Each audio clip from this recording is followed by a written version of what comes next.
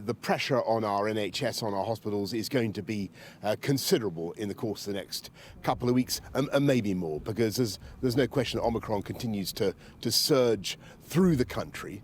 There's a couple of important points. It is plainly milder than previous variants, but we're also in a different position. We've got Plan B in place. People should never forget that. We've got the measures that we're using, making people wear masks on public transport, in confined places where you're meeting people you don't normally meet. Those types of restriction, working from home if you can. But we're also continuing the massive booster rollout, which you can see happening here in Aylesbury today. And not just the booster rollout, but the vaccination programme for those who haven't yet even had their first or second vaccination.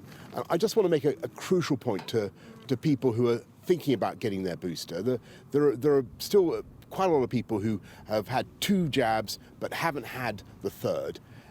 A third jab really does make a big difference. There are 2 million slots just this week to get your booster, so get boosted now. It can make all the difference in the world. The majority of people who are in ICU, sadly, have not been vaccinated, and certainly the vast majority, about 90%, have not been boosted.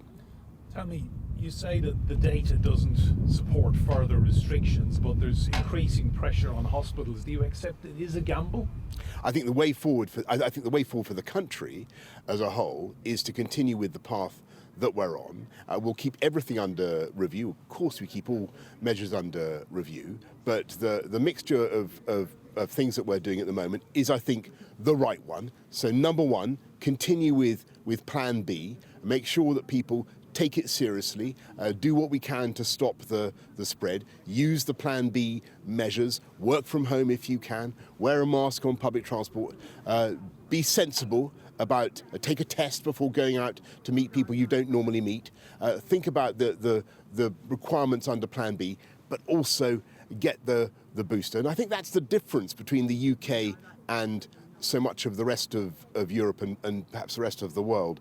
We have a very high level of vaccination now, and we need to continue very fast to build up those defences and that protection in the population. About almost 34 million people, 33.9 million people across the UK have had a booster. Amongst the 70 to 75 group, you're looking at over 90% of people have had it. Huge numbers, I think 76% of adults. 76% of adults. So everybody who's thinking about it, get a booster and you're joining the vast majority.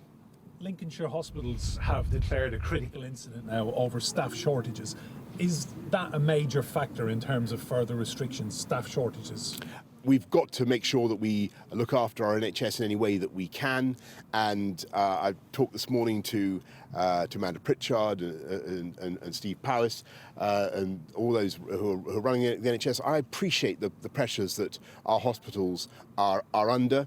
I think it's vital that we make sure that we help them by trying to contain the pandemic in the ways that I've set out. So do all the things that I've said, make sure we follow Plan B, get boosted, but also help the NHS with their staffing requirements, and we're looking at what we can do to move people into those areas that are particularly badly affected. But don't forget that no matter how incredibly transmissible Omicron is, and there's no question it really spreads very fast, it is different from previous variants, and it does seem pretty conclusively to be less severe than Delta or Alpha, and it is putting fewer people into ICU.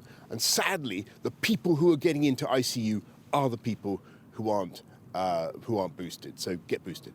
Your thoughts on cutting isolation to 5 days, as they have done in the United States? When you look at what we've got, in effect, it's very close to that kind of limit anyway, because you're out on 1 in the morning or just 1 minute past midnight on the day that you test negative. We'll continue to look at the infectivity periods, but the key thing is we don't want to be releasing people back into the workplace when they're still infectious. And the risk is you'd increase the numbers of people going back into the workplace who are infectious by a factor of 3. So you might perversely have a negative effect on the workforce, if you see what I mean. So that's the argument we're looking at. A word about face masks in Yes. schools. As children go back to school, pupils go back to colleges this week, face masks in schools in England, some of your MPs have been saying that, the efficacy is questionable about them. What would you say to that? On the other hand, there's increasing body of scientific support for the idea that face masks can contain transmission. We don't want to keep them on. I don't like the idea of having face masks in classroom any more than anybody else does. We won't keep them on a day more than is necessary.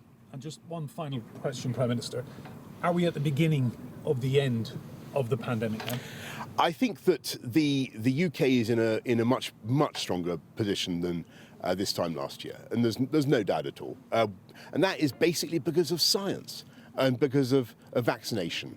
And my view is that Omicron is, and it seems to be borne out by all the evidence, Omicron is much milder, considerably milder than previous variants, and we're much more boosted. So our position is far better. But I think this is what I would say to everybody, looking at the pressures on the NHS in the next couple of weeks, and maybe longer, looking at the numbers of people who are going to be going into hospital, it would be absolute folly to say that this thing is all over now by the shouting. We've got to remain cautious. We've got to stick with Plan B. We've got to get boosted.